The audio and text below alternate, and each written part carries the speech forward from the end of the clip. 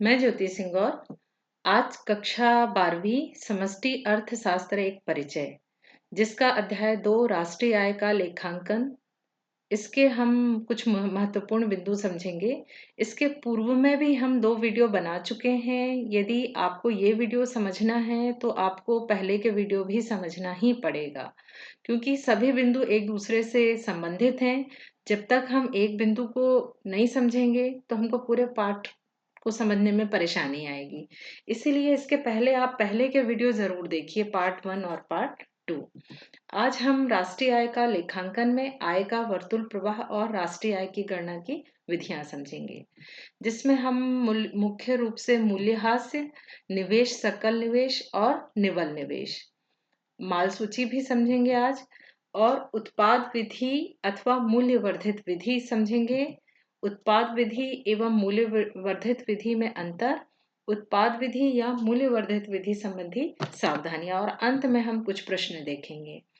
बच्चों देखिए, यदि आप मेरे वीडियो से पढ़ रहे हैं तो मेरा आपसे निवेदन है कि आप मेरे वीडियो के साथ साथ पुस्तक जरूर पढ़िए, और पुस्तक वीडियो दोनों को मिलाकर जो मैं समझाती हूँ आप अपनी भाषा में अपने नोट्स तैयार करिए, क्योंकि आप केवल ये पॉइंट को लिखने से आपको एग्जाम में मार्क्स नहीं मिलेंगे।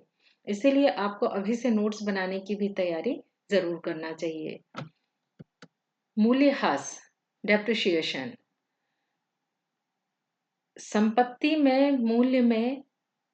के मूल्य में कमी आना या मशीनों के टूट फूट एवं रख रखाव पर होने वाले खर्च को हम मूल्यह्रास कहते हैं।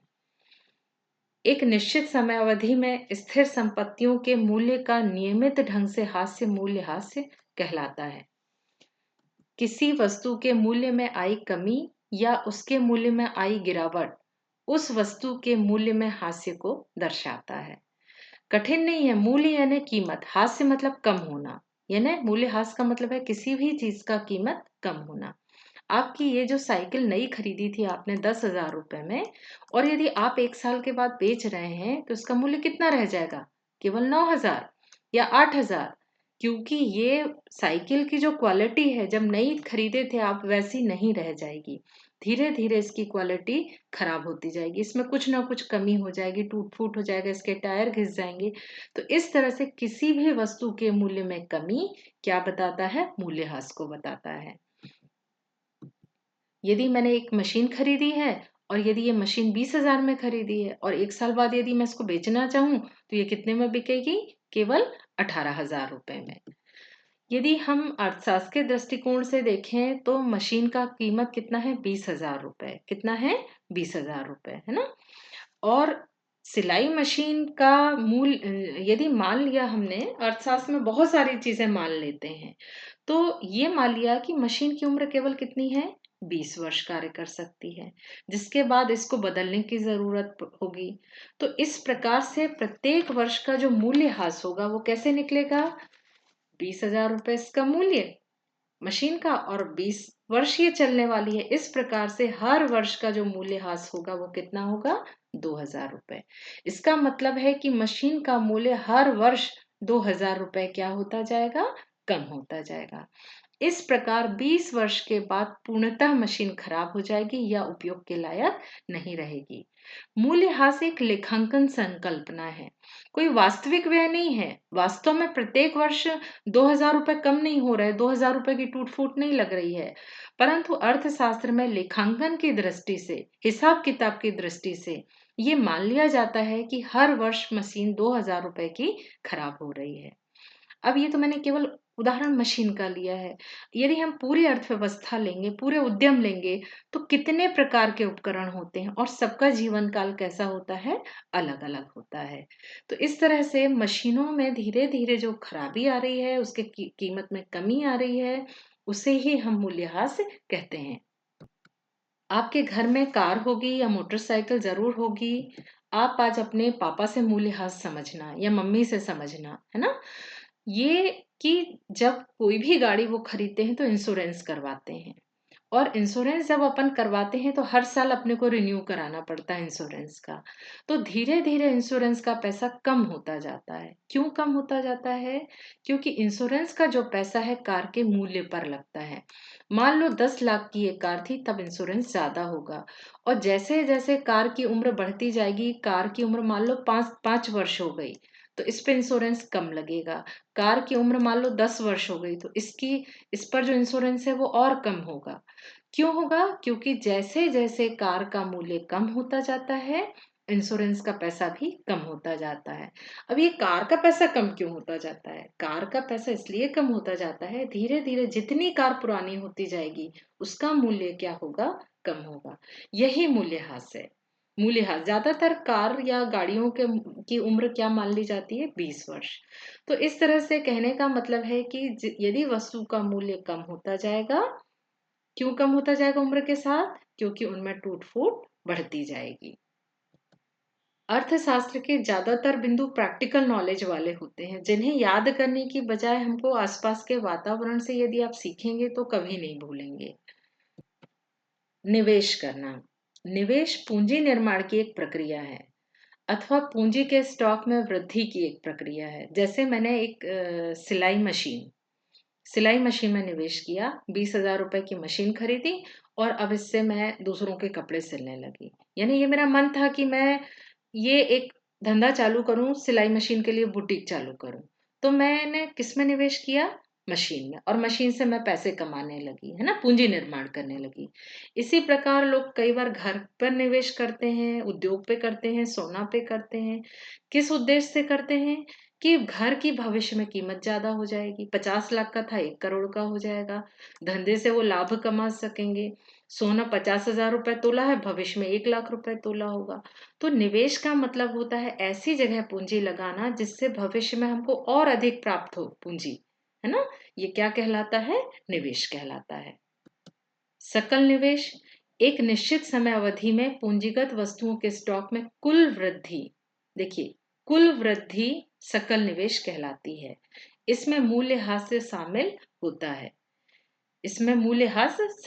इसमें एक लेखा वर्ष के दौरान उत्पादकों के द्वारा नई परिसंपत्ति की खरीद पर किया गया व्यय तथा वर्तमान परिसंपत्तियों के रख रखाव दोनों व्यय शामिल होते हैं। अर्थात क्या शामिल होता है? मूल्यह्रास।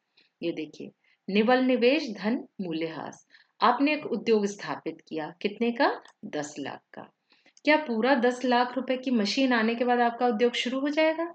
नहीं, हमको 1 लाख रुपए रख रखाव के लिए भी खर्च करना पड़ेगा। तो इस तरह से हमारा जो कुल निवेश होगा, जो सकल निवेश होगा, वो कितने का होगा? 11 लाख रुपए। इसी प्रकार है निवल निवेश, एक अर्थव्यवस्था में एक निश्चित समय अवधि में पूंजीगत वस्तुओं के स्टॉक में शुद्ध वृद्धि। देखिए, यहाँ कुल वृद्धि थी और यहाँ पे क्या दिया है? शुद्ध वृद्धि। निवल निवेश कहलाती है। इसमें मूल्यह्रास से शामिल नहीं होता। निवल निवेश बराबर क्या होता है? सकल निवेश ऋण घिसावट या मूल्यह्रास। जैसे आपने अपने उद्योग को स्थापित करने में 11 लाख रुपए खर्च किया, लेकिन 11 लाख में क्या पूरा 11 लाख मशीन में खर्च किया था? नहीं, 1 लाख रुपए तो हम मूल्यह्रास के लिए रखे थे, कि टूट फूट के लिए, कि साल भर में हमारा 1 लाख रुपए खर्चा हो जाएगा। तो इस तरह निवल मतलब शुद्ध निवेश हमारा कितना था? 10 लाख। मशीनों पर जो व्यय था वो केवल कितना था? मशीन पे या उद्योग को खड़ा करने में जो जो चीजों की जरूरत है वो कितना था? 10 लाख। और 1 लाख रुपए तो हमने किसके लिए रखा था अलग? मूल्यह्रास के लिए। तो इस तरह से जो निवल निवेश या शुद्ध निवेश होगा वो कितना होगा? 10 लाख का। माल सूची, ये शब्द निश्चित है आप बचपन से ही परिचित होंगे। यदि आप पापा मम्मी के साथ बाजार गए होंगे तो दुकान वाला से जरूर सुना होगा आपने कि अभी नया माल नहीं आया, माल नहीं बचा है। आप ठंड में गए तो वो कहेगा कि अभी ठंड का नया माल नहीं आया। तो इस तरह से आपने ये शब्द जरूर सुना है, और आप जो समझ रहे हैं उसी के लिए ही अर्थशास्त्र में उसको माल कहा जाता है। अर्थशास्त्र में अविकृत निर्मित वस्तुएं, अर्धनिर्मित वस्तुएं और कच्चे मालों का स्टॉक जो फार्म 1 वर्ष से अगले वर्ष तक रखता है उसे माल सूची कहते हैं। अविकृत निर्मित वस्तुएं, आप जब एक शर्ट लेने जाते हैं तो वो आपको 50 शर्ट दिखाता है दुकान वाला। तो आप एक खरीदेंगे तो उसके पास कितनी शर्ट बचेंगी? 49। ये कहलाती है अविकृत निर्मित वस्तुएं। उसके पास बेचने के लिए कितनी है? 49 है, लेकिन अभी बिकी नहीं है। इसी प्रकार अर्ध निर्मित वस्तुएं, दुकान में आप जाओगे, मान लो कूलर खरीदने गए, तो कूलर वाला बोलेगा आपको कितने साइज का कूलर चाहिए, उसमें कौन सा कलर चाहिए और क्या क्या चीजें चाहिए है, कौन सी जाली चाहिए है। तो फिर वो आपको, आप ऑर्डर दोगे तो वो तुरंत आपका जो उसके पास कच्चा माल ऑलरेडी आधा निर्मित रहता है, वो तुरंत आपको जोड़ के कूलर तैयार करके देगा। इसी प्रकार कच्चा माल भी दुकान में उपलब्ध रहता है। आप पिज्जा खरीदने जाते हैं, पिज्जा वाला पूछता है पनीर की चाहिए, सब्जी की चाहिए, कॉर्न का चाहिए है या चीज वाला चाहिए है। तो कच्चे माल के रूप में उनके पास सारी चीजें रहती हैं। आप जैसे ही ऑर्डर देते हैं वो आपको पिज्जा तैयार करके दे देता है। तो इस तरह से अविकृत, अर्धनिर्मित और कच्चा माल का स्टॉक जो फर्म 1 वर्ष से अगले वर्ष तक रखता है उसे माल सूची कहते हैं। यानी दुकान में जितनी चीजें उपलब्ध हैं वो उसके लिए क्या होगी? माल होगी। क्योंकि अर्थशास्त्र है, इसीलिए अर्थशास्त्र में समय सीमा निर्धारित कर दी जाती है। वर्ष के दौरान फर्म का उत्पादन से हम वर्ष के दौरान फर्म की बिक्री को घटा देंगे। उदाहरण से समझ लीजिए, मान लो किसी फर्म में कितनी शर्ट का उत्पादन हुआ? 500 शर्ट का। और कितनी बिक गई? 460 बिक गई। तो उसके पास माल सूची में कितनी शर्ट बचेगी? 40। क्योंकि 500 बनी थी और 460 शर्ट को उसने क्या कर दिया? बेच दिया। तो उसकी माल सूची में कितनी शर्ट बची है? 40 शर्ट। राष्ट्रीय आय की गणना की 3 विधियां हैं। उत्पाद विधि, जिसे मूल्यवर्धित विधि भी कहते हैं, व्यय विधि और आय विधि। ये चित्र हमारे पुस्तक में दिया हुआ है 2.2। इसी चित्र के माध्यम से ही हम राष्ट्रीय आय की गणना की विधियां निकाले हैं। फर्म और परिवार के बीच जो उत्पादन होता है वो कौन सा क्षेत्र कहलाता है? उत्पाद विधि। यहाँ से क्या निकलती है? उत्पाद विधि। और उत्पादन के लिए कारक की जो अदायगी होती है वो परिवार को किसके रूप में प्राप्त होती है? आय के रूप में। तो ये वाले क्षेत्र से क्या प्राप्त होती है हमको? आय विधि। और जो परिवार फिर आय को व्यय करता है, इससे क्या प्राप्त होती है? व्यय विधि। इसमें एक प्रश्न आपके पुस्तक में दिया हुआ भी है कि सकल व्यय सकल कारक अदायगी के बराबर होता है। हम राष्ट्रीय आय किसी भी विधि से राष्ट्रीय आय की गणना करेंगे, तीनों विधियों से जो राष्ट्रीय आय प्राप्त होगी वो कैसी प्राप्त होगी? एक बराबर। यदि उत्पाद विधि से 1000 रुपये प्राप्त हुई है तो व्यय विधि से भी 1000 प्राप्त होगी और आय विधि से भी कितनी प्राप्त होगी? 1000 रुपये प्राप्त होगी। राष्ट्रीय आय की गणना विधि जब हम उत्पाद के आधार पर करेंगे तो वो क्या कहलाएगी? राष्ट्रीय उत्पाद विधि। इसको हम कहेंगे GDP, gross domestic product method. दूसरी है आय विधि, ग्रॉस नेशनल इनकम मेथड। जब हम आय के आधार पर राष्ट्रीय आय की गणना करेंगे तो क्या कहलाएगी? आय विधि।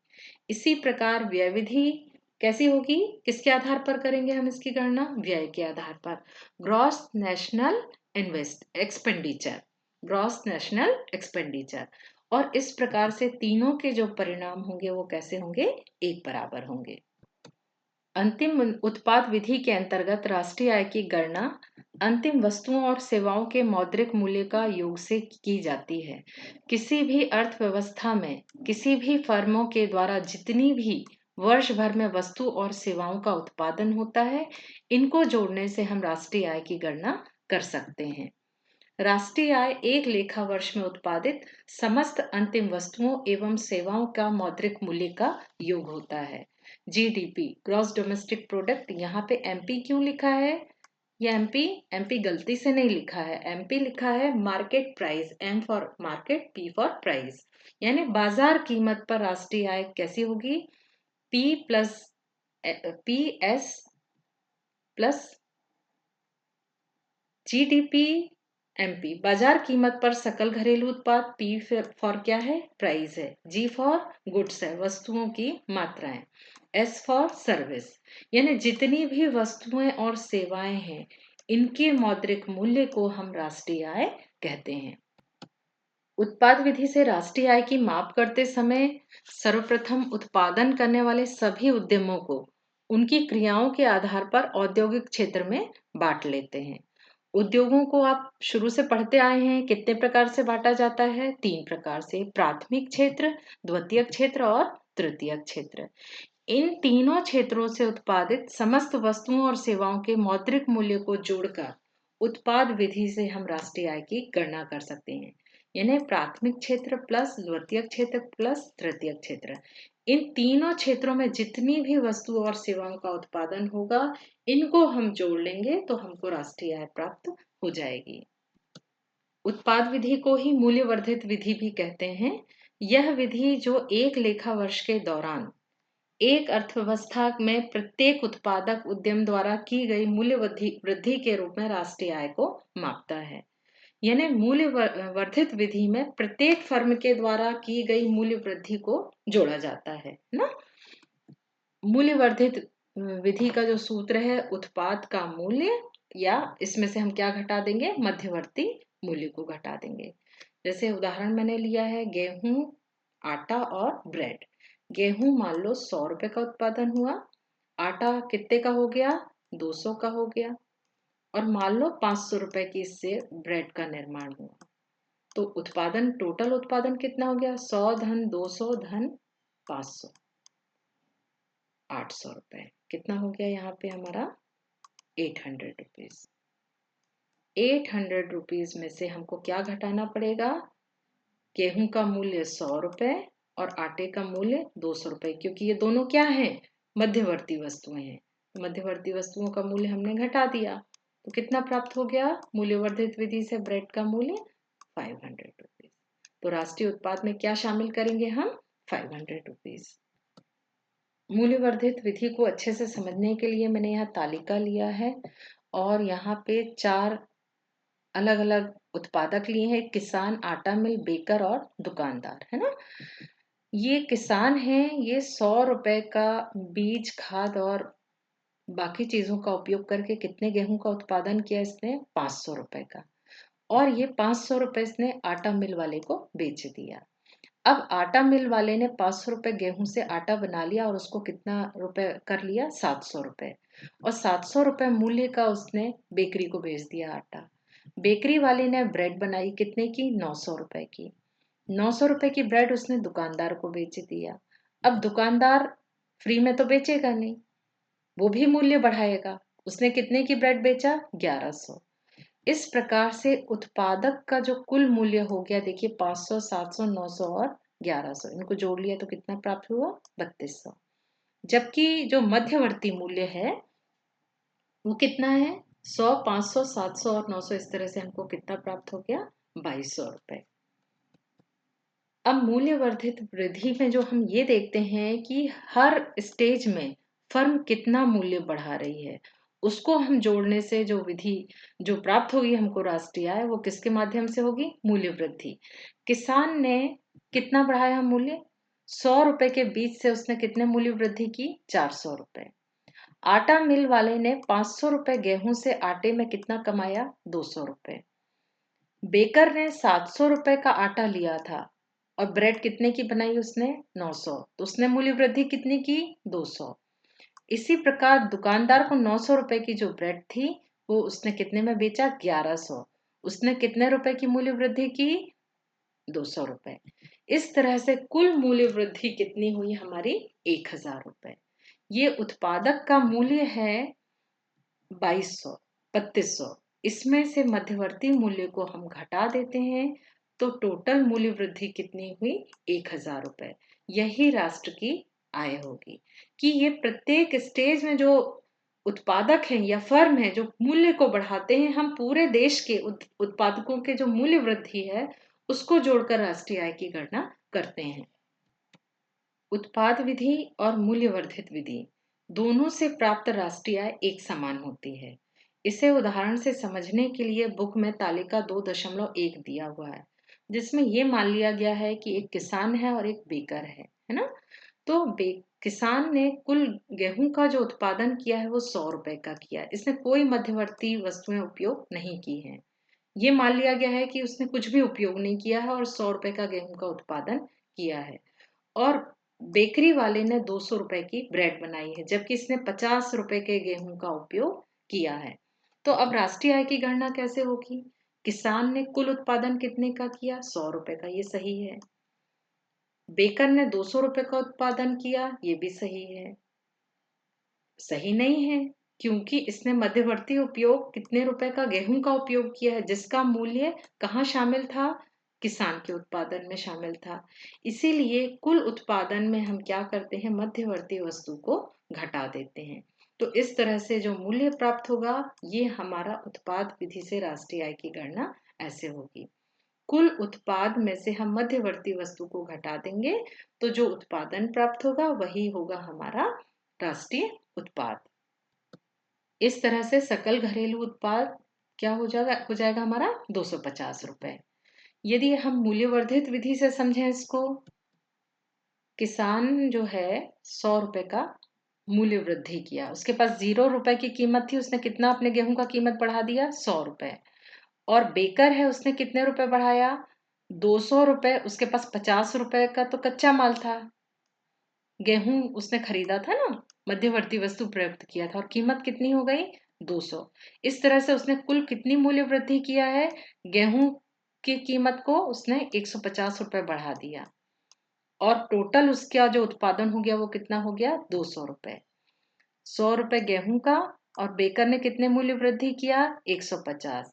ये किसान का मूल्य वृद्धि 100 रुपए और बेकर का मूल्य वृद्धि 150 रुपए। इस तरह से कुल मूल्य वृद्धि कितनी हुई, 250। तो आपने देखा जीवीएआई में भी 250 है, और जीडीपी में भी जो उत्पादन है, राष्ट्रीय उत्पादन है, वो कितना है, 250। अब आप बहुत कंफ्यूज हो रहे होंगे कि उत्पाद विधि और मूल्यवर्धित विधि आखिर दोनों एक ही हैं, तो फिर क्यों हम दो तरह से पढ़ रहे हैं, आखिर हम, या फिर हम केवल उत्पाद विधि को पढ़ें। परंतु इन दोनों में अंतर है, बहुत थोड़ा अंतर है, परंतु अंतर है। दोनों का जो आधार है वो उत्पादन है।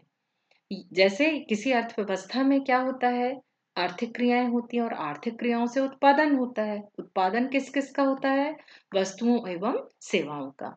वस्तुओं एवं सेवाओं का जो आकलन हम करते हैं वो किसके रूप में करते हैं, मौद्रिक मूल्य के रूप में करते हैं। किसके रूप में करते हैं, मौद्रिक। क्यों करते हैं, क्योंकि हम कपड़े को मीटर में और दूध को लीटर में खरीदते हैं, सब्जी को किलो के भाव से खरीदते हैं। तो इन सब को हम कैलकुलेट करने में परेशानी आएगी, इसीलिए हम इस सब का क्या करते हैं, मौद्रिक मूल्य निकाल लेते हैं। अब जो हमारा मूल्यवर्धित विधि है, जीवीएआई जो है, ये किस पे आधारित होता है, उत्पादक पर। किसके आधार पर होता है, उत्पादक के बेसिक मूल्य पर।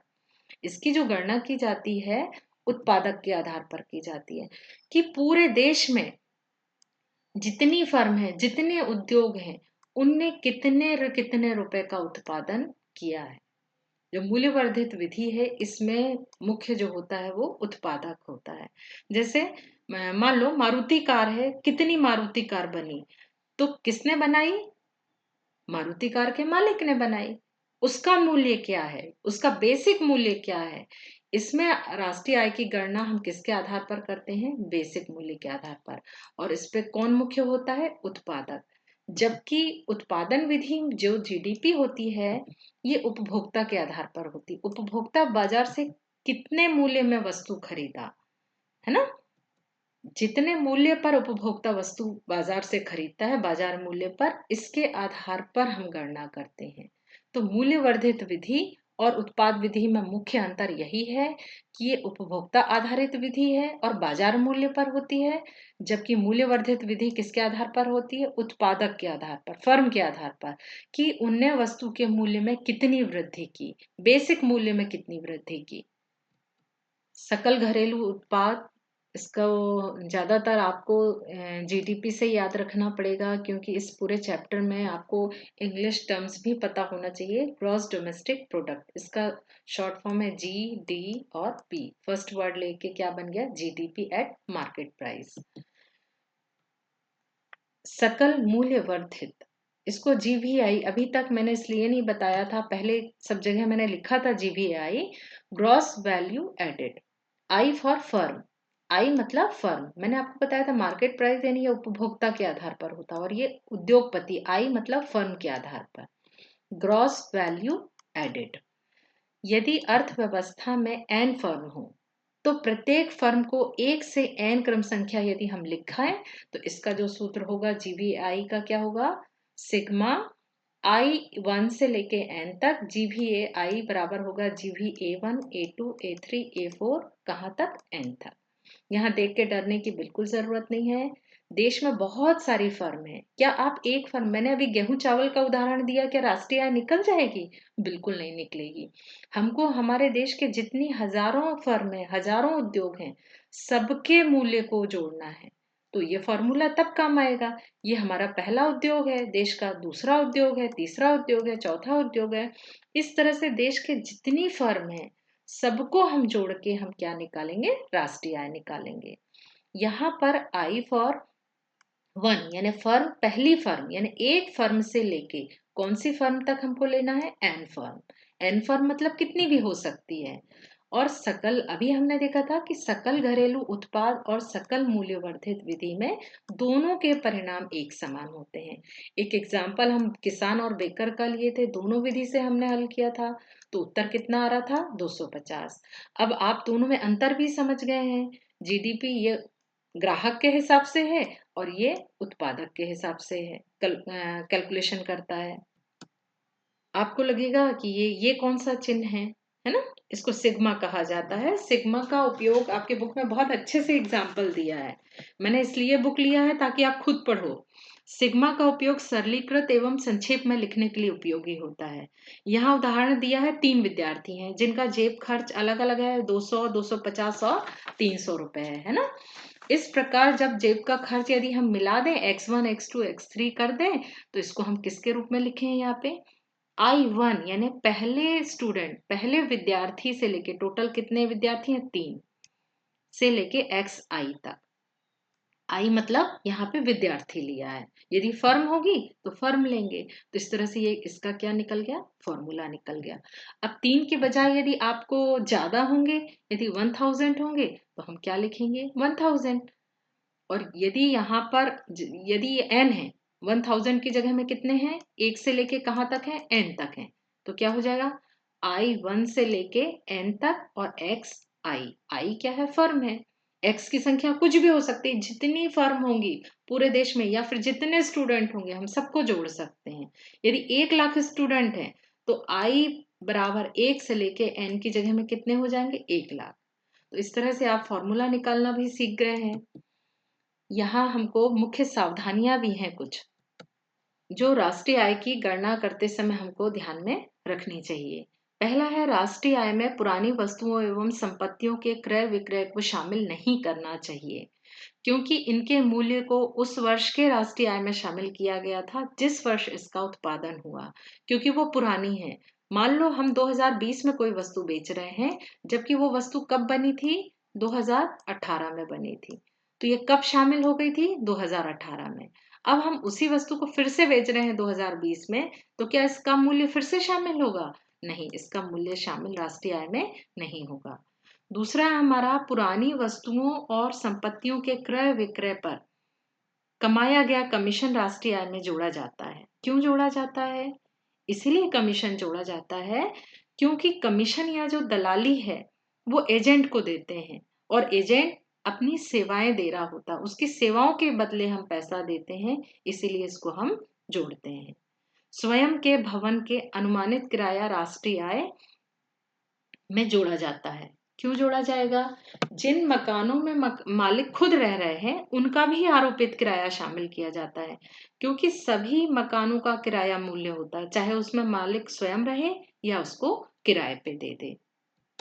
स्व उपयोग के लिए खरीदी गई वस्तुओं का मूल्य राष्ट्रीय आय में जोड़ा जाएगा, क्योंकि स्वयं उपभोग की वस्तुएं भी उसी प्रकार की होंगी जिस प्रकार की बाजार में बिक्री के लिए उत्पादित वस्तुएं होंगी। जैसे मैं एक किसान हूँ, यदि मैंने अपने घर गेहूं खाने के लिए 1 बोरा रखा है, तो यदि मैं बाजार से खरीदती तो उसे 1 बोरे गेहूं का भी मूल्य होता ना, क्योंकि वो राष्ट्रीय उत्पाद तो हुआ है।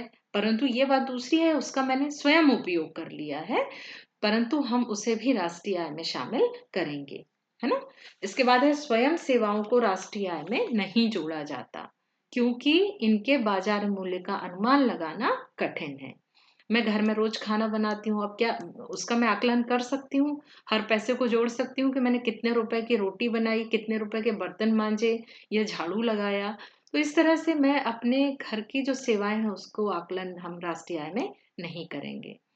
इसके बाद है राष्ट्रीय आय में शेयर की बिक्री से प्राप्त आय को भी शामिल किया जाता है।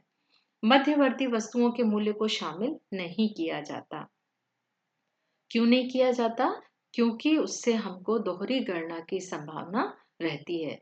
किसी भी वस्तु को हम गेहूं, अभी हमने उदाहरण देखा था, आगे हम देख ले रहे हैं दोहरी गणना की समस्या, कि जब कुछ निश्चित वस्तुओं के मूल्य की गणना एक बार से अधिक कर ली जाती है उसे दोहरी गणना कहते हैं। यदि हम गेहूं का भी 100 रुपए जोड़ लें और आटे का भी 200 रुपए जोड़ लें और रोटी का भी 300 रुपए जोड़ लें, तो क्या रोटी और इसकी कीमत कितनी हुई? 600 रुपए होगी? नहीं, जबकि रोटी के जो मूल्य है इसमें ये 200 भी शामिल है और आटे में गेहूं का मूल्य भी शामिल है ना। तो इस तरह से दोहरी गणना से बचने के लिए हम क्या करते हैं? मध्यवर्ती वस्तुओं की आकलन नहीं करते। ये प्रश्न आपके पुस्तक में दिया है, उत्पादन के 4 कारक कौन कौन से हैं, इनमें से प्रत्येक के पारिश्रमिक क्या क्या हैं? ये आप बचपन से पढ़ते आए हैं। श्रम है, भूमि है, पूंजी है, उद्यमी है। श्रम को क्या मिलता है? वेतन मिलता है। भूमि को लगान, पूंजी को ब्याज और उद्यमी को क्या प्राप्त होता है? लाभ प्राप्त होता है। इसके बाद है किसी अर्थव्यवस्था में समस्त अंतिम व्यय समस्त कारक अदायगी के बराबर होता है। ये वाले क्षेत्र की ये जो कारक अदायगी है व्यय के बराबर होती है। अपन ने देखा था ना, ये कौन सा बाजार कहलाता है? नीचे वाला ये कारक बाजार कहलाता है और ऊपर वाला बाजार कौन सा कहलाता? वस्तु एवं सेवा बाजार या उत्पादन बाजार कहलाता। हमेशा ये दोनों बराबर होंगे।